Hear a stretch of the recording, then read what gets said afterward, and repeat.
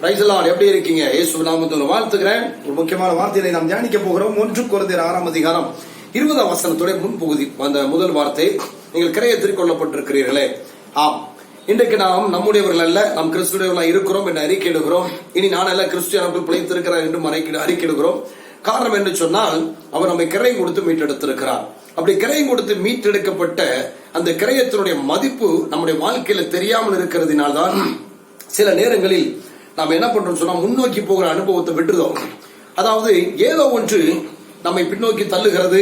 ஒரு தோல்வியோ இல்ல பலவீனமோ இல்ல சில நிந்தைகள், மற்றவர்களால் எப்படி நிந்தை அவமானமோ, சில குற்றச்சாட்டுகளோ, இல்ல நம்முடைய கிரியைகள், எதிர்மறையான கிரியைகள், சில நேரம் பாவம், இந்த பாவத்தின் நிமித்தமோ நம்ம பாவங்கள் எண்ணங்கள் நிமித்தமோ ஏதோ ஒன்று நம்ம என்ன பண்றோம்னு சொன்னா, நம்முடைய வேல்யூ தெரியாம, நம்ம கர்த்தருக்கு நம்ம கொடுத்த கிரயத்துடைய மதிப்பு தெரியாம நாம் நம்மை நாமே முற்றுப்புள்ளி வைத்து முடித்து விடுகிறோம்.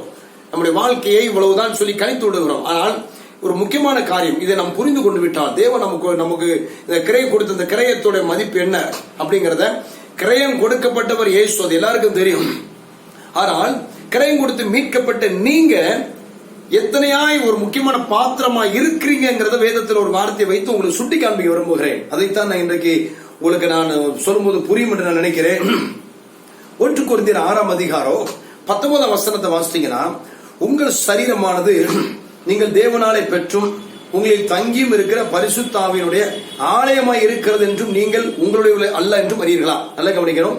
தேவனால் பெற்றும் உங்களில் தங்கி இருக்கிற பரிசுத்த ஆவியினுடைய ஆலயமாய் இருக்கிறது என்றும் நீங்கள் உங்களுடைய அல்ல என்றும் அறியீர்களா? சரி, இப்போ பரிசுத்த ஆவியானவர் தங்கும் ஆலயமாய் இருக்கிறது என்றும் இந்த வார்த்தையை நீங்க எப்படி பாக்குறீங்கன்னு எனக்கு தெரியல. இன்னைக்கு அநேகர் என்ன பண்றாங்கன்னா, இது ரொம்ப அலட்சியமா நினைக்கிறாங்க. 1 கொரிந்தியர் 3:16 கூட வாசிக்கும் போது, நீங்கள் தேவனுடைய ஆலயமாய் இருக்கிறீர்கள் என்றும் தேவ ஆவி உங்களில் வாசமாய் இருக்கிறார் என்றும் அறியாது இருக்கிறீர்களா அப்படிங்கிற ஒரு வார்த்தையை படிக்கிறோம். அப்புறம் ஒருவன் தேவனுடைய ஆலயத்தை கெடுத்தால் அவனை கெடுப்பார் அப்படிங்கிற வார்த்தையை படிக்கிறோம். ஆனா அந்த பரிசுத்தாவியானவர் தங்குகிற ஸ்தலமாய் நீங்கள் இருக்கிறத நீங்க என்னைக்காவது யோசித்து பார்த்திருக்கீங்களா? உதாரணத்துக்கு, இன்னைக்கு வெள்ளை மாளிகை உலகத்திலே மிகவும் உயர்ந்த ஒரு இடம், முக்கியமான இடம்னு சொல்லுவாங்க. அமெரிக்க அதிபருடைய மாளிகை.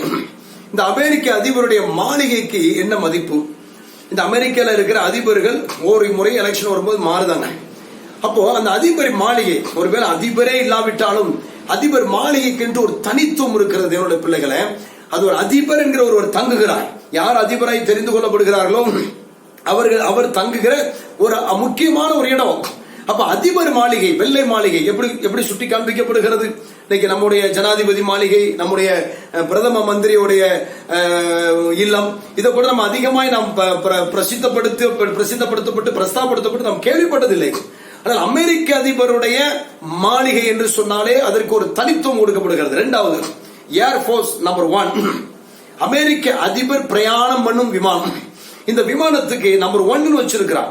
அப்போ இது ஒரு உருவாக்கப்பட்ட ஒரு விமானம், கட்டப்பட்ட ஒரு மாளிகை. அப்ப இந்த அதிபர் மாளிகையும் இந்த அதிபரை சுமந்து செல்லும் விமானமும் எத்தனை முக்கியத்துவம் வாய்ந்ததா இருக்கிறது. அமெரிக்கால எத்தனையோ கட்டிடங்கள் இருந்தாலும், எத்தனையோ விதமான அதிபர் மாளிகையை விட ஒருவேளை காஸ்ட்லியான கட்டிடம் இருக்கலாம்.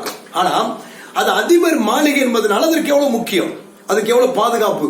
அப்ப அதுல சின்ன டேமேஜ்னாலோ அதுல ஒரு சின்ன பிரச்சனைனாலோ அவங்க உடனே உடைச்சு போடுங்கன்னு சொல்ல மாட்டாங்க. அப்ப அதுக்கு முக்கியத்துவம் கொடுக்குறாங்க. அதிபர் அங்க இல்லாமல், அதிபர் வெளியே போயிருந்தாலும், அடுத்த தேசத்துக்கு அதிபர் போயிருந்தாலும், அந்த அதிபர் மாளிகையுடைய மதிப்பை நீங்கள் புரிந்து கொண்டிருக்கிறீர்கள். சொல்ல வேண்டியதில்லை.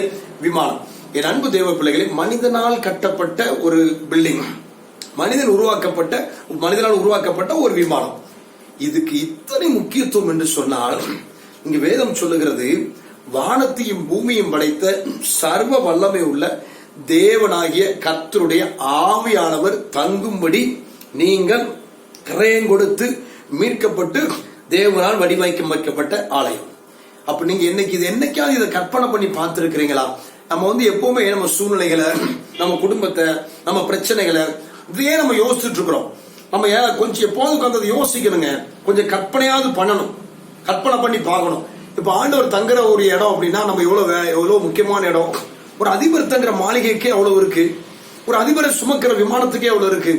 இது கூட பெரிய மனிதனால செய்யப்பட்டது. ஆனா என் தேவனுடைய ஆவியானவர் எனக்குள் தங்குவதற்காக நான் கிரையை கொடுத்து மீட்கப்பட்டிருக்கிறேன். அப்படியானால் அந்த கிரையத்துடைய மதிப்பு என்ன?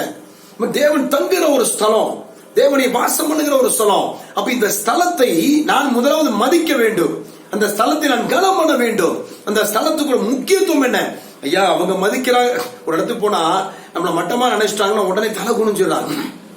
ஊழியர்கள் இடத்துல அப்படி உண்டு. கொஞ்சம் பெரிய செல்வம், அதாவது தேவனுடைய கிருபையில வளர்ந்த ஊழியர்கள் சொல்ல மாட்டேன், பணமும் பேர் பிரஸ்தாபமும் சொத்து மதிப்பு இருந்தா அவங்க பெரிய ஊழியக்காரங்க. இன்னைக்கு தமிழ்நாட்டில் அப்படித்தான். ஏன்னா கிருபையில வளர்ந்த ஊழியர்காலே நம்ம பார்க்க முடியல. அப்படி இருந்தவங்க குட்டி குட்டியா தான் இருக்கிறாங்க, அவங்க வெளியே வரல. அப்போ இப்படிப்பட்ட ஆட்களுக்கு முன்பதாக ஒரு ஏழை ஊழியக்காரன் போயிட்டானா அவனுக்கு மரியாதை குறைச்சல் உண்டாகுது. அவனை அற்பமா நினைக்கிறாங்க. உடனே ஊழியக்காரங்களை என்ன பண்றாங்கன்னா தங்களை அற்பமா நினைச்சு மட்டமா நினைக்கிறாங்க. அப்ப அவங்க எல்லாம் பெரிய அப்படி இல்லை. என் அன்பார்ந்த தேவனுடைய ஊழியர்கள் ஒரு சின்ன ஊழியர்களா இருக்கலாம், ஒரு சின்ன ஊழியத்தை செய்கிற ஒரு அனுபவத்தில் இருக்கலாம். ஆனா ஒண்ணு புரிஞ்சுக்குங்க, நீங்கள் யார்? அதே போல சபை விசுவாசிகளானாலும் சரி, தேவ பிள்ளைகள் யாரானாலும் சரி, அப்ப நீங்க தேவன் தங்குகிற ஆலயம், ஒரு அமெரிக்க அதிபருடைய வெள்ள மாளிகை, அமெரிக்க அதிபரை சுமந்து செல்ற விமானம், இதற்கு எத்தனை முக்கியத்துவம், எத்தனை பாதுகாப்பு. அதுக்கு ஒரு சின்ன பிரச்சனைனாலும் அதை எவ்வளவு வடிவமைக்கிறாங்க, உள்ள டேமேஜ்னாலும் சரி பண்றாங்க. அப்ப அத்தனையாய் இருக்கிற ஒரு மனிதனால் கையால் கட்டப்பட்ட, மனிதனால் உருவாக்கப்பட்டதுக்கு எவ்வளவு முக்கியத்துவம்னா, தேவன் தங்க வேண்டும் என்று தேவனுடைய ரத்தம் சிந்தி ஜீவனை கொடுத்து கரையும் கொடுத்து மீட்கப்பட்டிருக்கிற என் அன்பு தேவ பிள்ளையே, நீ எத்தனை எத்தனை எத்தனை என் தேவனுக்கு முக்கியமானவன். அல்லேலூயா. அப்ப தேவன் தங்குகிற இந்த ஆலயம், அப்ப அவரை தங்குற வீடு அப்படி சொல்லுங்க. இது அவர் தங்குகிற ஆலயம். எனக்கு பணம் இருக்கோ, சொத்து இருக்கோ, சுகம் இருக்கோ, பதவி இருக்கோ, இல்ல எனக்கு வேற கல்வி இருக்கோ, ஞானம் எது இருக்கோ, அதை பத்தி எனக்கு கவலை இல்லை. அதெல்லாம் பார்க்காதீங்க. தேவன் தங்கும்படி நீங்கள் தெரிந்து கொள்ளப்பட்டு நீங்கள் உருவாக்கப்பட்ட அந்த ஆலயம்ங்கிறது கனம் பண்ணுங்கள் தேவனுடைய பிள்ளைகளை. இது தேவனுக்கு முதல்ல பிரியம். இதெல்லாம் இல்லாம ஆண்டவரே கத்தி புரோஜனம் இல்ல, வசனத்தை பேசி புரோஜனம் இல்ல இல்லாம இப்ப அநேகர் அதெல்லாம் சோர்ந்து போடுறாங்க. தேவனுடைய பிள்ளைகளை யதார்த்தமா பேசுகிறேன், புரிந்து கொள்ளுங்கள். நீங்கள் கிரயம் கொடுக்கப்பட்டு வாங்கியிருக்கீங்க. எதற்காய் கிரயம் கொடுக்கப்பட்டிருக்கீங்களா? அவர் தங்குவதற்கென்று ஆலயமாய் கட்டப்படுவதற்கு. அப்போ நீங்கள் ஆலயமா இருக்கிறீர்கள், அவரால் கட்டப்பட்டிருக்கிறீர்கள், அவர் தங்குற வீடா இருக்கீங்க. ஆகவே நீங்கள் உங்களை புரிந்து கொண்டு நடங்க. உங்களுடைய கிரியைகளோ, உங்களுடைய பாவங்களோ, உங்களுடைய எண்ணங்களோ, உங்களுக்கு முன்பதாக மனிதனால் நிந்தையோ, மனிதன் உங்களை சாட்டுகிற குற்றச்சாட்டோ எதுவுமே உங்களை என்ன பண்ண முடியாது, அழிக்க முடியாது, உங்களை குறைத்து மதிப்பிட முடியாது. ஏன்னா அவர் கொடுத்த கிரயத்திற்கு முன்பதாக அவர் தங்க வேண்டும் என்று தெரிந்து கொள்ளப்பட்ட ஆலயமா இருக்கிற உங்களுடைய சரீரம், நீங்கள் அத்தனை மகிமையா இருக்கிற அந்த மகிமைக்கு முன்பாக நீங்கள் ஒருவேளை அறியாமல் செய்த பாவமோ, மனிதனோட குற்றச்சாட்டோ இல்லை எதுவானாலும் அதுக்கு நிகரல்ல. ஹல்லேலூயா. ஆகவே புரிந்து தைரியமாய் எழுப்பி ஓடுங்கள். கீழே விழுந்துட்டீங்களா, எழும்புங்க. அதான் சொல்லுவாரு, வேசித்தனத்துக்கு விலகி ஓடு, அப்போ பாவத்துக்கு விலகி ஓடு. அப்ப ஏன் அது நீ செஞ்ச உடனே நீ குற்றவாளி சொல்லி ஒன்று அமுக்கிறது இல்ல, அது விலகி ஓடு. இப்ப அதை குறித்து நான் பேச வரல. நான் இப்ப உங்களை சுட்டி காண்பிக்கிறது, நீங்கள் எத்தனை முக்கியத்துவம் நிறைந்தவர்கள். நீங்க தேவனுடைய ஆவியானவர் தங்கும்படி தெரிந்து கொள்ளப்பட்ட ஆலயம். ஆகவே நீங்கள் புரிந்து கொண்டு கால் தடிக்கி விழுந்தாலும் எழும்புங்க. தவறிட்டாலும் ஆண்டவர் சமூகத்துல திரும்ப ஒப்பு கொடுத்து, இது என்னுடைய சுயநலத்துக்காக உண்டாக்கப்பட்ட ஆலயம் அல்ல, தேவன் தங்கணும்னு வச்ச ஆலயம். ஆகவே அதற்கு நம்ம முக்கியத்துவம் கொடுத்து நீ என்ன செய்யணும், இன்னும் நான் என்ன பண்ணணும், என்ன சரி பண்ணணும் அப்படிங்கிற எண்ணத்தோடு எழுந்து ஓட பழகுங்க. அந்த எண்ணம் உங்களுக்குள்ள வந்துட்டுனாலே நீங்க வாழ்க்கையில ஜெயிக்க ஆரம்பிச்சிருவீங்க. அல்லேலூயா. சத்துரு வெட்கப்பட்டு போயிடுவான், சத்துரு ஒரு விட தூரம் விலகி ஓடிடுவான். இந்த நாளில் ஒன்றை புரிந்து கொள்ளுங்க, நான் தேவன் தங்கும் ஆலயமாய் அவர் என்னை தெரிந்து கொண்டிருக்கிறாரு. ஆகவே நான் இங்க சின்ன சின்ன பிரச்சனை காரித்து போராட்டத்தை குறித்து ஐயோ ஒருவேளை அறியாம ஒரு பாவத்தை செஞ்சுட்டேன், இந்த பாவத்தினால பெரிய ஆக்கினேன்னு சொல்லி என்னாலே முடித்துக் கொள்றது, இதெல்லாம் நான் வைக்க மாட்டேன். உதறிட்டு நான் எழும்பி ஓடுவேன், கர்த்தர் பலத்துல வாழ்வேன்னு சொல்லி நீங்க அப்படி ஒரு தீர்மானம் எடுத்து வாழ பழகி பாருங்க. தானாகவே நீ எல்லாத்தையும் விலகி ஓட ஆரம்பிச்சிருவீங்க, ஜெயிக்க ஆரம்பிச்சிருவீங்க. எதையும் கொடுத்து சோர்ந்து போக மாட்டீங்க. ஜெபிக்கலாமா? பிதாவே, இயேசு நாமத்தில் ஜெபிக்கிறேன். நல்ல வார்த்தைக்காக ஸ்தோத்திரம். நீர் கரையம் கொடுத்து மீட்டெடுத்து வைத்திருக்கிறீர். அந்த கரையம் கொடுத்து மீட்கப்பட்டது எதற்காக? நீர் தங்குவதற்காக. ஆகவே அதோட மதிப்பு என்னங்கிறத இன்னைக்கு புரிந்திருக்கிறாங்க. என்றால் ஒரு தேசத்தின் அதிபர் தங்குற மாளிகை, அதிபர் சுமந்து செல்ற விமானத்துக்கு அத்தனையாய் ஒரு கனமும் மகிமைனா நீங்க தங்குவதற்கு எங்களை மாளிகையாக்கி இருக்கீங்க, ஆலயமாக்கி இருக்கீங்க. அப்ப நாங்க எவ்வளவு முக்கியத்துவம் வாய்ந்தவர்கள் என்பதை இனி புரிந்து அதை உணர்ந்து இனி சோர்ந்து போகாமல் எழுந்து ஓட இன்னும் அதற்குள்ளா எந்த ஒரு தீங்கான காரியமும் அசுத்தமும் நெருங்காதபடி பாதுகாத்து தகப்பனே நீங்கள் வைத்திருக்கிற மகிமைய அந்த ஆசீர்வாத சுதந்திரத்தோட அனுக்கிரகம் பாராட்டு. நம்முடைய பிள்ளைகள் ஜெயமுள்ள வாழ்க்கை இனி வாழ்வார்களாக.